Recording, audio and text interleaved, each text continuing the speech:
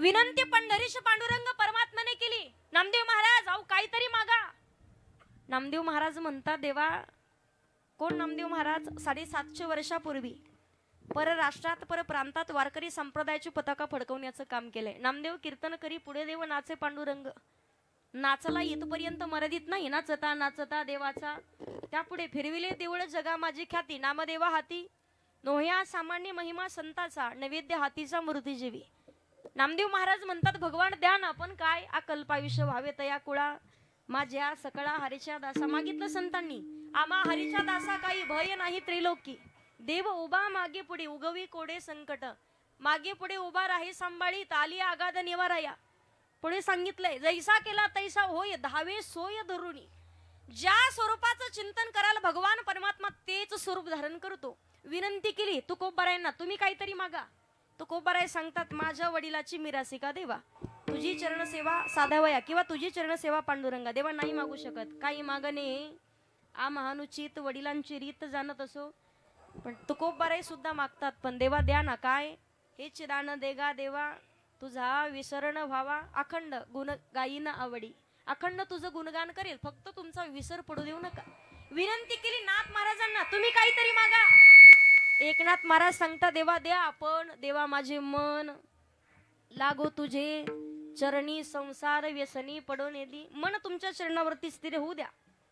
मना हा मोगरा अर्पुन ईश्वरा, का प्रपंचाच्या व्यसनात आम्हाला गुरफुटी देऊ नका. दुःख बांधावडी आहे हा संसार, लटिका व्यवहारा सर्व हा संसार. या संसार नगरी बाजार भरला ग बाई, यात सुख नाही त्यात सुख नाही. किती सुख शोधण्याचा प्रयत्न केला तर आयुष्यामध्ये कधी सुख मात्र हाती लागत नाही. एक ना एक दिवस दुःखामध्ये आपल्याला पडावं लागतं. सांगू तुम्हाला माता मौल्यांनो, छोटी मोठी दुःख सुद्धा माणसाला कायम येत राहिली पाहिजे. कारण दुःखच नाही आलं तर माणसाला सुखाची किंमत कधीच कळत नाही.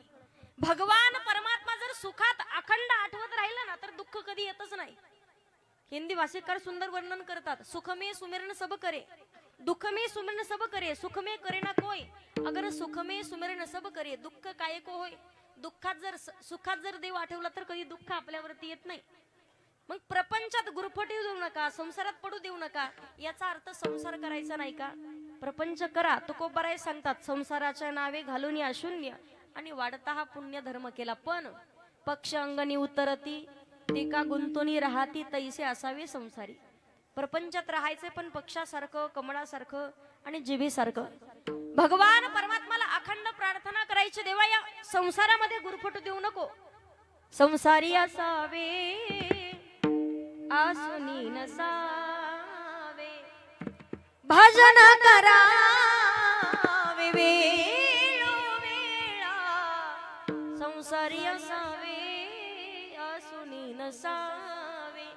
राष्ट्रसंत श्री तुकडोजी महाराज सुंदर वर्णन करतात, संसार के आंधी में बह जाने का डर है, संसार के आंधी में बह जाने का डर है, संसार के आंधी में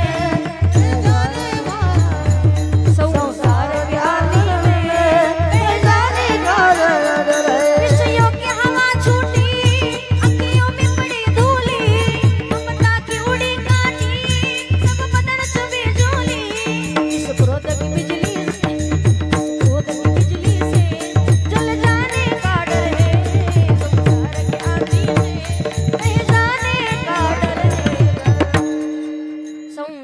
के आंधी में बह जाने का डर है. परमार्थ म्हणजे काय? भगवान परमात्माचं दर्शन आपल्याला होईल पा. देवाची आवड पूर्ण करा, सर्व इच्छा मनोकामना पूर्ण होतात.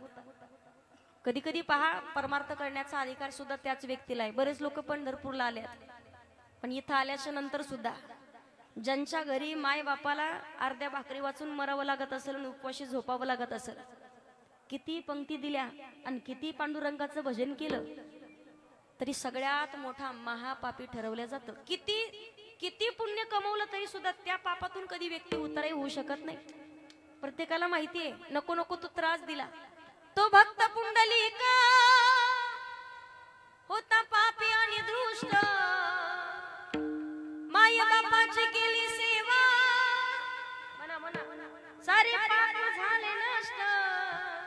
भक्ती पाहुनी भक्ताला आला भेटाया श्री हरी, भक्ती पाहून भक्ताला आला भेटाया. पहिला मंडळ पुढचं म्हणा म्हणा म्हणा. नाही म्हणलं तर शेजारीची शपथ. आई वडिलांची सेवा केली. भगवान पंढरीश पांडुरंग परमात्मा भेटण्याकरिता आलाय. जगाच्या मालकाला सांगितलं देवा तुला बोलवलं कुणी, तुला भेटण्यासाठी तुला बोलण्यासाठी माझ्याकडे वेळ नाही. वीट फेकली. जगाचा मालक योग्य 28 विटेवरी उभा. 28 युगापासून विटेवरती विराजमान व्हावं लागले. पण आज त्याच विटीमुळे पूर्ण पंढरपुराला सुद्धा कीर्ती प्राप्त आहे. प्रत्येकाला एक गीत माहिती आहे. कुठली ती होती माती कोण तो कुम्हार घडवीत उभा राही पहा विश्वंभर. तिच्यामुळे पंढरपूर झाले कीर्तिवंत. विठ्ठलाच्या पायी विट. जोरात म्हणा पुरुष मंडळ. विठ्ठलाच्या झाली भाग्यवंत. पाहताच होती दंग आज सर्व संत. विठ्ठलाच्या जोरात जोरात महिला मंडळ. विठ्ठलाच्या पायी विट. म्हणून तर आज प्रत्येक भक्ताला म्हणावं लागतंय, त्यांचं नाव अजूनही घेतलं जातं. दर्शन दे रे भगवंता. किती अंत पाहाशील नंता. किती अंत पाहाशील नंता. दर्शन दे भगवंता.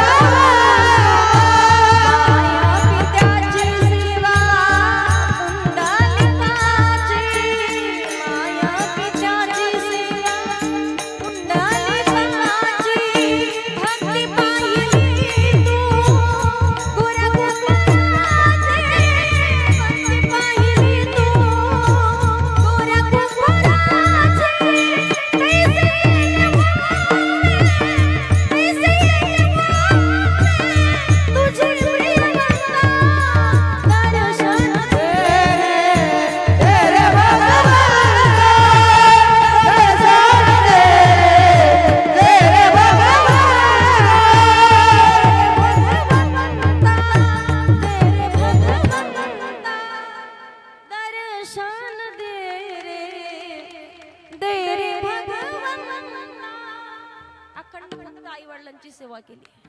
भगवान परमात्माला विटेवरती विराजमान व्हावं लागले. आई वडिलांची सेवा करण्याचं फळ किती मोठं असतं ना. माये बाप केवळ काशी तेने न जावे तीर्थाशी. 33 कोटी देवतांनी श्राप देऊ द्या, पण माय बापाचा कृपा आशीर्वादाचा हात डोक्यावर असेल, देव सुद्धा काही करू शकत नाही. गावामध्ये जाऊन मंदिरात जाऊन भगवान परमात्माच्या चरणावरती माथा टेकवण्याचा अधिकार त्यालाच आहे. जो घरी स्वतःच्या माय बापाच्या चरणावरती कधीतरी माथा टेकवतो, तीर्थावरती येण्याचा अधिकार त्यालाच आहे. जो गावातल्या मंदिरात जाऊन कधीतरी माथा टेकवतो. मी कायम सांगत असते, नुसती गळ्यात माळ घालण्यात आणि खाजेन तिथं गंध लावण्यात उपयोग नाही. अंतःकरणातून जर तुम्ही पापी असाल, कायम दुसऱ्याचं चांगलं झालेलं कधीच तुम्हाला देखवत नसेल, पांडुरंग परमात्मा कधीच आपल्यावरती कृपा करत नाही. कधी कधी तरी विचार करा, ज्या दिवशी दुसऱ्याचं चांगलं झालेलं आपल्याला बरं वाटेल त्या दिवशी खरी परमार्थाला सुरुवात होते. कारण कायम गोष्टी लक्षात घ्यायच्या. किती प्रॉपर्टी, किती गाड्या, किती बंगले, किती नाव, ह्या सगळ्या गोष्टी अन्न मान धन हेतू प्रारब्ध आधी. काही काही लोकांनी खूप परमार्थ केलाय, आयुष्य गेले त्यांचं, ग्रंथाची ग्रंथ पाठ आहेत, पण अजून सुद्धा कुठल्याच प्रॉपर्टी नाही, तर अंगावरती पांढरे कपडे सुद्धा कधी कधी अंगावरती घालत नाही. पण काही लोक काहीच करत नाही, तरी सुद्धा जगाचा मालक सगळे त्यांच्यावरती कृपा करतो, सगळ्या गोष्टी पदरात टाकतो. याचा अर्थ काय? त्यांनी खूप पाप केलं म्हणून नाही, जो कोणी पूर्वजन्मामध्येच पुण्याईची शिदोरी पुण्याईचं गाठोडं घेऊन आलाय ना, तो कायम ऐश्वर्यातच राहणार आहे. तुम्ही किती ठरवलं त्याचं आपण वाटोळं करू, पण पांडुरंग परमात्म्याचा कृपा आशीर्वादाचा हात त्याच्या डोक्यावरती असेल तर तुम्ही काहीच करू शकत नाही. कृपा असावी ती जगाच्या मालकाची. जगताने कौतुक करावं, तुम्ही कोण कौतुक करणारे? आम्ही कोण तुम्हाला ज्ञान सांगणारे? ठेवायचं किती आणि न्यायचं कधी हे फक्त भगवान परमात्माच्या हातात आहे. माहिती नाही घरी जाईपर्यंत कोणाच्या छातीत चमक निघेल काय होईल, परत येऊ की नाही हेही माहिती नाही. परमार्थाला सुरुवात कधी भगवंताला एकच प्रार्थना करायची, अंतकाळी ज्याच्या नाम आली मुखान तुका मनी सुखा पार नाही. म्हणून इतना तो करना स्वामी जब प्राण तन से निकले, गोविंद नाम लेकर तब प्राण तन से निकले. योगा योगानं श्री क्षेत्र पंढरपूर मध्ये जर मरण आलंच ना तर पांडुरंगाच्या चरणाजवळ जागा आहे आपली. योगा योगानं काशीमध्ये मरण आलंच तर विश्वनाथाच्या चरणाजवळ जागा आहे. हा, पण इथं जाऊन आत्महत्या करण्याचा प्रयत्न केला तर भूत प्रेत आणि पेशाच झाल्याशिवाय राहत नाही, त्यांना जागा कुठंच भेटत नाही. त्यासाठी तेवढी पुण्याई कमावी लागते. केले कर्म झाले त्याचे भोगाले उपजले मेले इसे किती. का नामस्मरण करायचे? कलियुगाचं वर्णन केलंय. कलियुगाची ऐकावी थोडी आणि पुत्र होईल पित्याचा वैरी. किती दोष असू द्या, आज बापाचं लेकाचं पटत नाही, जावाचं पटत नाही, माय लेकीचं सुद्धा पटत नाही. जिथं सांगतो ना आपण आई म्हणजे माईचं सागर आहे, नितांत प्रेम करणारी म्हणजे लेक. पण आज कित्येक ठिकाणी मी डोळ्यानं पाहिलंय माई लेकीचं सुद्धा पटत नाही म्हणून पोरीचं लग्न लवकर करून दिलं. या गोष्टी घडतात कलियुगात. पण गुण सांगितलाय, कलियुगा माझे करावी कीर्तन, तेने नारायण देले बेटी. कुठलं कीर्तन? नामसंकीर्तन.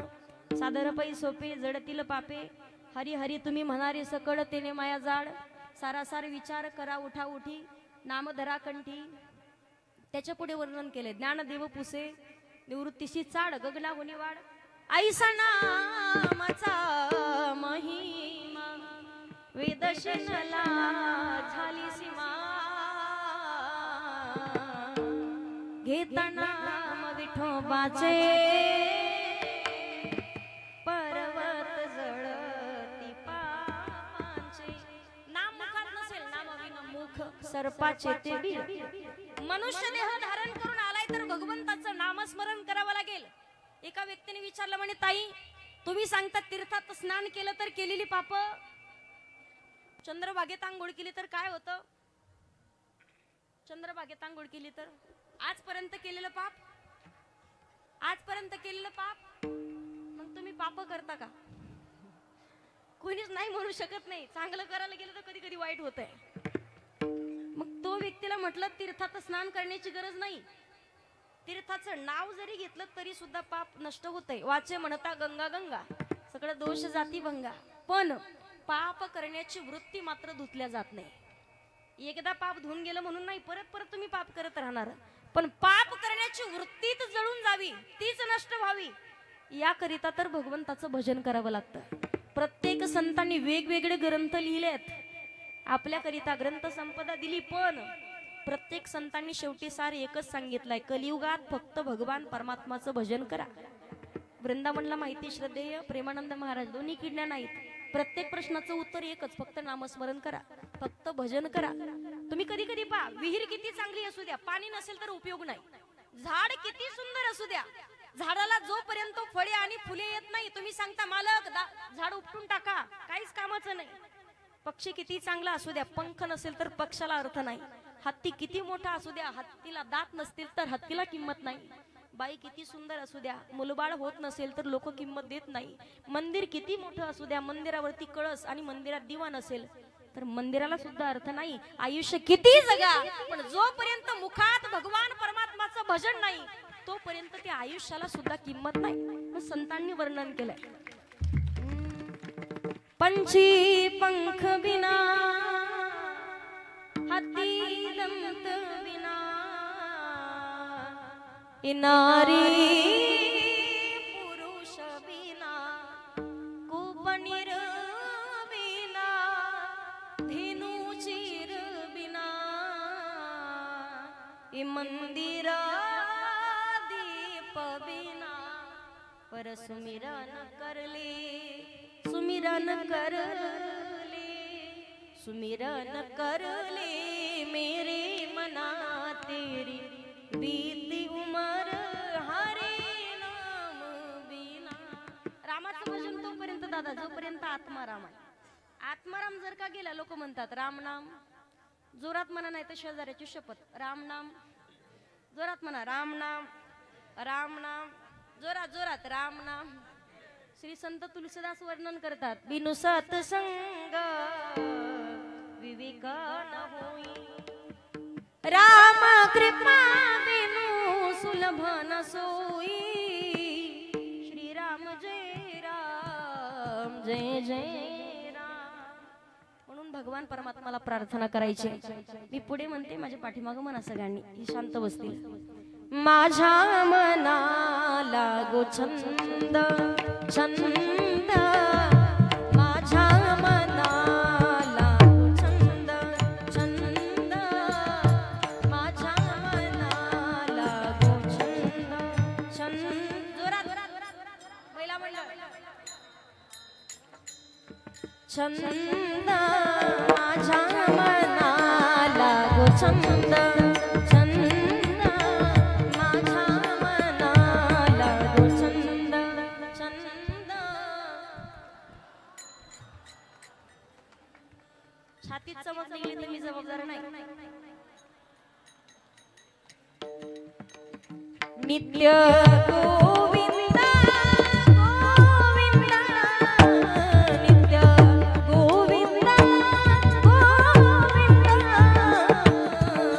माझ्या मनाला, माझ्या मनाला गो छंद, मनाला मना. क्या बात आहे. टाळी वाजवतो मी तुमच्यासाठी. असं वाटायला तुम्हाला टेम्पोत घालून रोज कीर्तनात घेऊन फिराव. एवढं चालू असं मी पाठीमागच्या कोपऱ्यात एकमेकीला विचारत, आज पंक्तीला काय नेमकं? उपवास आज उपवास, पंक्तीला काहीच नाही. बऱ्याच जणी पाठीमाग बसल्यात. नेमकं काय झालंय, काय घेणं देणं नाही. ती सांगा, काहीच फरक पडत नाही अजिबात. भगवान परमात्माला प्रार्थना करायची. नामस्मरण तोपर्यंत आत्माराम आहे. तुम्हाला प्रश्न विचारते, वेळ किती राहिला आपला? कीर्तनाचा नाही, तुमच्या आयुष्याचा विचारते. आयुष्याचा वेळ किती राहिला माहितीये का? पंक्तीला बसायला येईल की हे माहित नाही आपल्याला. परभणी कर दादा, काहीच माहिती नाही. कधी मरावं लागेल, कधी छातीत चमक निघल. पण तरी सुद्धा एवढी प्रॉपर्टी आपली, ती गाडी आपली, तो बंगला आपला. किती जमिनी घ्या, किती मोठ्याल्या गाड्या घ्या, किती बंगले बांधा, त्या बंगल्याचा, त्या गाडीचा, त्या प्रॉपर्टीचा आनंद घ्यायला शेवटच्या श्वासापर्यंत तुम्ही थांबताल की नाही हेच माहिती नाही. कधी निघून जावं लागेल. सगळ्या गोष्टी आपल्या हातात आहे. साथ देती नहीं हो किसी का, क्या भरोसा है इस जिंदगी का. जिंदगी एक किराए का घर है, एक न एक दिन बदलना पड़ेगा. मौत जब तुझको आवाज देगी, घर से बाहर निकलना पड़ेगा. सांस रुक जाएगी चलते चलते, शम्मा बुझ जाएगी जलते जलते. सांस रुक जाएगी चलते चलते, शम्मा बुझ जाएगी जलते जलते. दम निकल जाएगा, दम निकल जाएगा, दम निकल जाएगा रोशनी का.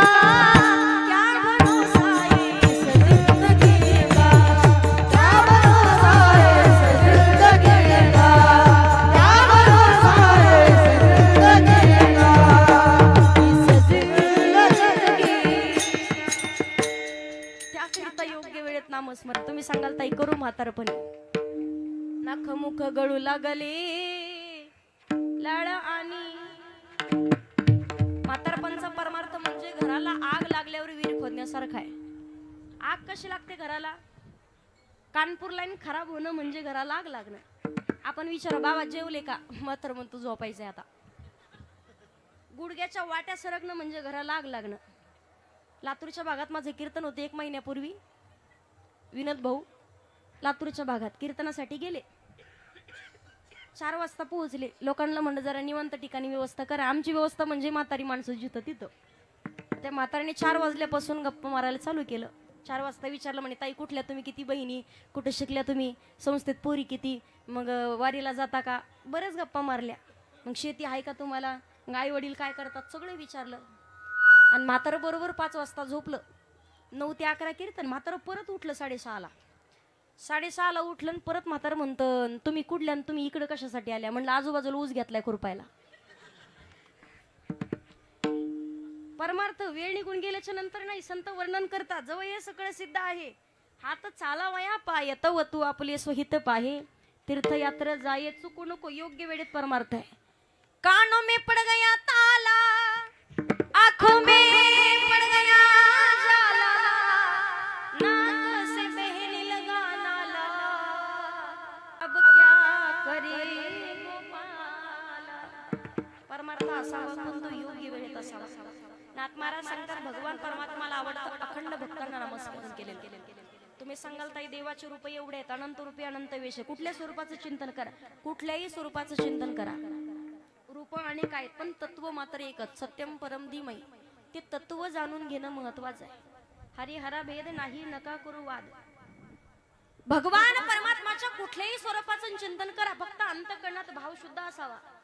भगवान परमात्मा तुम्ही कुठल्या धर्माचे, कुठल्या जातीचे, तुमच्याकडे किती प्रॉपर्टी, किती गाड्या, किती बंगले नाही, थोर प्रेमाचा भुकेला.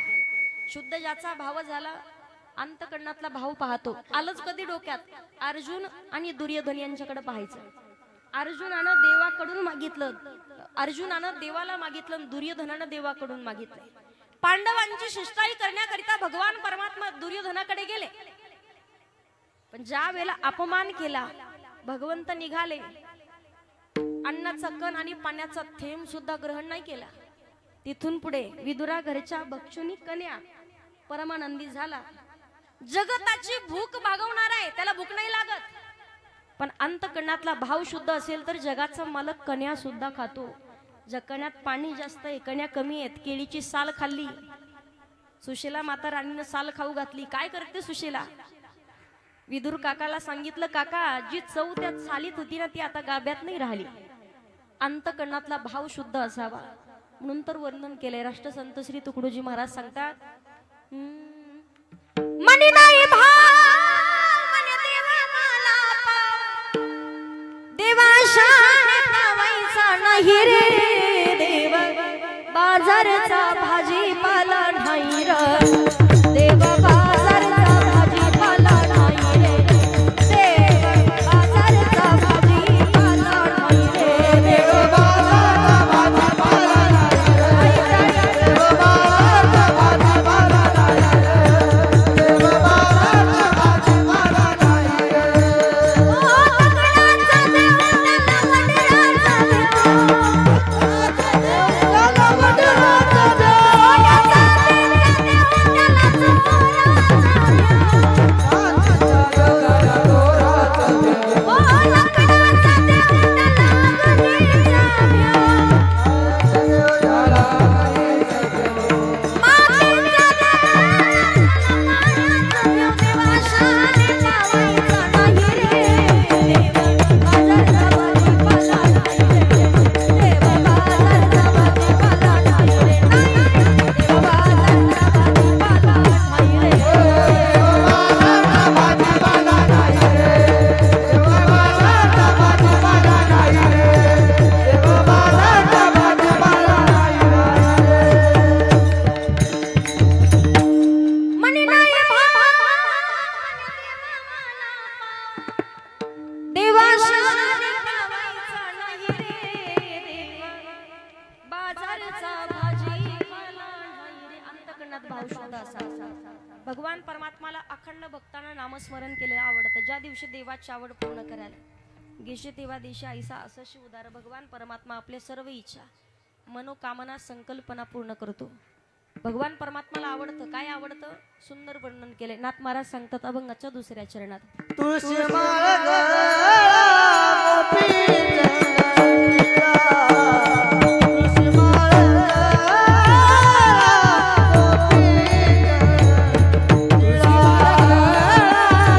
गोपी चंदनीला, तुळशी माळ गळा गोपी चंदनीला,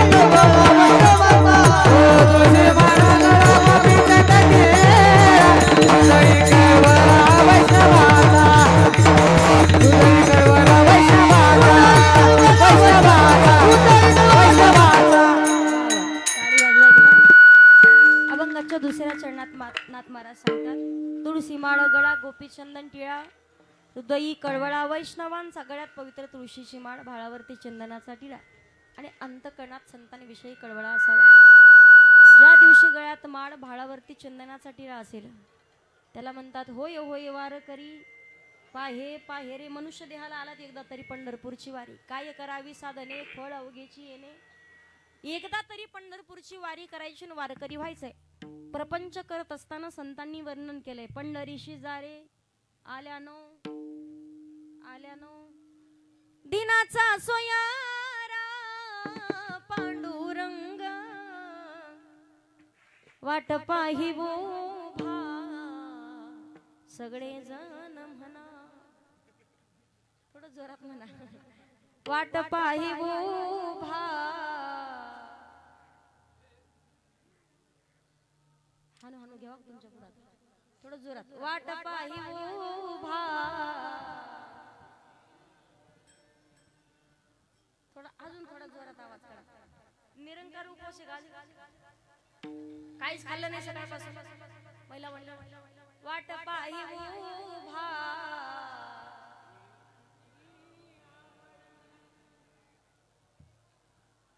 रेल्वेचे डब्बे घसरल्यासारखं नका करू. टाळी नका वाजू फक्त म्हणा वाट पाही उभा. भेटीची आवडी कृपाळू तातडी उत्तावीळ. जगाचा मालक पंढरीशी पांडुरंग परमात्मा आपली वाट पाहतो. पण त्यानं वाट पाहावी एवढं चांगलं कर्म आपल्याला करावं लागेल. एकदा तरी पंढरपूरची वारी करायची. दरवर्षी मी सांगू ज्यानं एकदा तरी आळंदीपासून पंढरपूर पर्यंत पायी वारी केली ना त्याने फक्त एखाद्या वर्षी घरी राहून डोळ्यात पाणी येतं. भगवान परमात्माच्या आठवण येते. तो सोहळा प्रत्येक वर्षाच्या नंतरच पाहायला भेटतो. एक वर्ष मध्ये जाऊ द्यावं लागतं. त्या सोहळ्यासाठी वाट पाहावी लागते. पण एक वर्षभर भगवान परमात्मा सुद्धा आपली वाट पाहतो. माहिती नाही कोण कधी जाईल. म्हणून तर प्रत्येकानं मुखातून दरवर्षी एकच म्हणायचं चला हो चला पंढरी जाऊ जीवाचा जीवन पाहू. चला हो पंढरी जाऊ.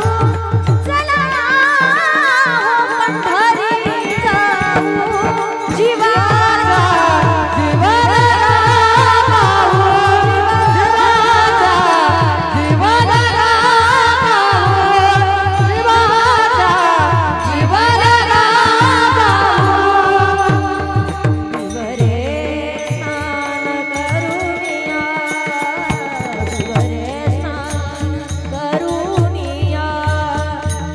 पद धुळ शिरीला संत पद धुळ शिरीला जीवाचा जीवन गाऊ.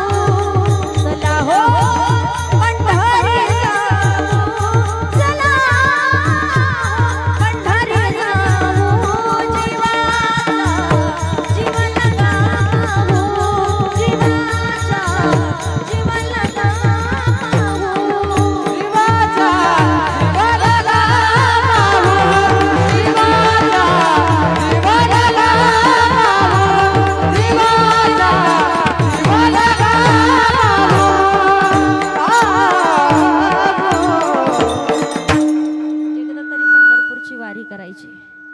तुळशी माळ गळा गोपी चंदन टिळा हृदयी कळवळा वैष्णवाचा. एकदा तरी गळ्यात माळ भाळावरती चंदनाचा टिळा.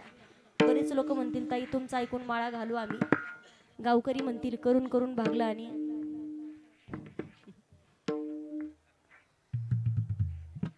कालच आमच्या विनोद भाऊंनी त्यांच्या पत्नीने माळ घातली. मला जर बरं वाटलं. त्यांना काही गोष्टी सांगितल्यात. कारण काय असतं माहितीये का माळ घालणं सोपं पण टिकवणं कठीण आहे. नाव मोठं होणं सोपं पण टिकवणं अवघड आहे. मी कायम सांगत असते खूप तयारी केल्याच्या नंतर एकतर माणसानं माळ घालूच नाही जोपर्यंत मनाची तयारी होत नाही तोपर्यंत. पण घातली तर शेवटच्या श्वासापर्यंत काढू नये. ज्या दिवशी माळ गळ्यातून निघल इथं घातली विनोद भाऊ. ज्या दिवशी माळ निघल नेमकं काय होईल त्याला जबाबदार आपण नाही. कारण पांडुरंगाच्या दरबारात आहे, नारदाच्या गादीवरून. इथून काही गोष्टी खोट्या कधीच ठरत नाही. माणसानं पूर्ण तयारी करायची अगोदर. एकदा तरी एकदा माळ घातली तर आयुष्यात परत कधी काढायची? बरीच लोकांची इच्छा असते माळ घालायची, म्हणून कसं करणार? घाला वाटते, नाही वाटते, घाला वाटते. इथं सगळेच माळकरी असं अजिबात नाही. घरी गेल्याच्या नंतर बरोबर चालू होतं काय व्हायचं तर. पण इथं आले तोपर्यंत वा, त्यांच्याकडे पाहिलं का असं वाटते साधू महात्माचे धोतरण गंधन. बऱ्याच जणांनी निरो घेतली तर विकत, मोठा मोठाले गंध लावायचे, फोटो काढायचे. गावाकडच्या लोकांना वाटत सुधारलं गड्या आता. पण घरी गेल्याच्या नंतर तेच परत झुलत येतं, मग खूप कठीण आहे. नाथ महाराज सांगतात एकदा तरी, तुळशी माळा गळा, गोपी चंदन टिळा, हृदयी कळवळा वैष्णवाचा. गळ्यात पवित्र तुळशीच्या माळा, भाळावरती चंदनाचा टिळा आणि मुखात भगवान परमात्माचं भजन असावं. नाथ महाराज विनंती करतात एकदा तरी, आषाढी कार्तिकी पंढरीची वारी, साधन निर्धारी आन नाही. मनुष्य देह धारण करून आल्यावर एकदा तरी आषाढी कार्तिकी वारी करा. उपवास म्हणजे तरी काय? आजच्या दिवशी भगवान परमात्माच्या सहवासात राहायचंय, भगवंताच्या चरणाजवळ राहायचंय. दिवसभर आपण खात राहतो त्याला उपवास म्हणत नाही. आणि आजच्या दिवशी जर आपल्या मुखातून कोणाची निंदा नाही झाली, कोणाची टवाळकी करू नये, कोणाला वाईट बोलायचे नाही, 12ही महिने भगवान पांडुरंगाचं भजन केल्याचं फळ तुमच्या पदरी आहे. महाशिवरात्रीच्या दिवशी भगवान महादेवाची उपासना केली, 4ही प्रहारात भगवान भोलेनाथाचं पूजन केलं, तर 12 ज्योतिर्लिंगाचं दर्शन घेतल्याचं फळ आपल्या पदरी आहे. पण नुसतं वारीला आलायत, पण आजच्या दिवशी प्रत्येकीने संकल्प करा, मी कधीच माझ्या सोनाला वाईट बोलणार नाही, मी कधीच माझ्या घरच्याला चुकीचं बोलणार नाही, माझ्यामुळं कधीच कोणाला त्रास होणार नाही. तुम्ही खूप चांगले आहेत मावशाओ, तुम्ही एवढ्या चांगल्यात, एवढ्या गुणी, एवढ्या संस्कारी. फक्त तुमचं तोंड सोडलं तर भानगड, फॉल्ट तिथंच आहे. फक्त तोंडानं कधी काय बोलल अजिबात पत्ता लागत नाही. काहीतरी बोलून जाईल आणि दोघीचं भांडण झुपतं. सुनाला वाटत असेल सासूबाईनं मला चांगलं लेकीसारखं सांभाळावं, आणि सासूला वाटत असेल सुनानं तिच्या आईसारखं सांभाळावं. एकच काम करायचं महिला मंडळ, सासवा जेवढ्या आहेत ना, घरी गेल्यावर एकच म्हणायचं चौकात, माझ्या सुनासारखी सून अख्ख्या गावात नाही. पहाटे 3 वाजता तुपातला शिरा येईल तुम्हाला, चावायची सुद्धा गरज नाही. पण नाही ना जमत आपल्याला.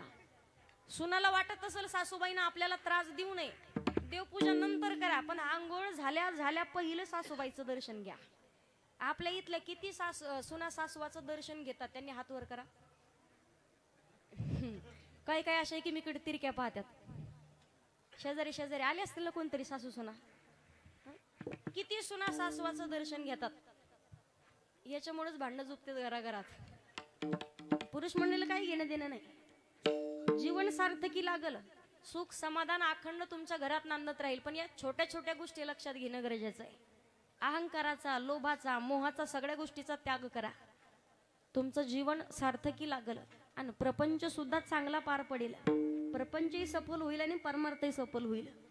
नाथ महाराज सांगतात एकदा तरी, आषाढी कार्तिकी पंढरीची वारी, साधन निर्धारी आन नाही. नाथ महाराजांनी विनंती केली, ऐसा ज्याचा नेम ज्याच्या जीवनामध्ये आहे तो जगतामध्ये पूजनीय आणि वंदनीय आहे. अभंगाचं शेवटचं चरण. एका जनार्दनी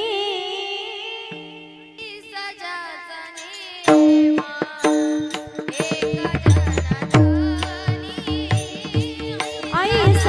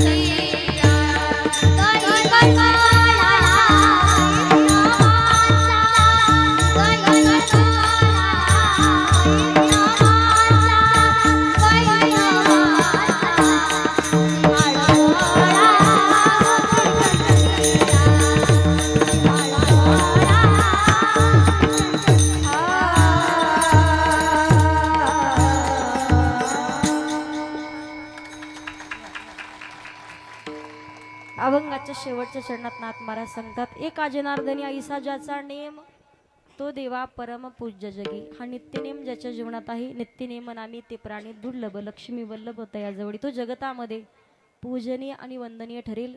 वारकरी संप्रदायाच्या नियमानुसार एकदा सर्वांनी हात वरती घ्या. महिला पुरुष सर्वांनी हात वरती, पाठीमाग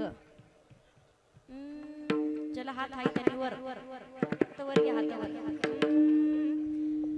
बोला हरी जय नाम विठ्ठल पांडुरंगा. एक टाळी इकडं आणि एक टाळी इकडं माझ्यासोबत. हो बोला हरी जय नाम विठ्ठल पांडुरंगा. बोला हरी जय, सगळ्यांनी टाळी वाजवायची. बोला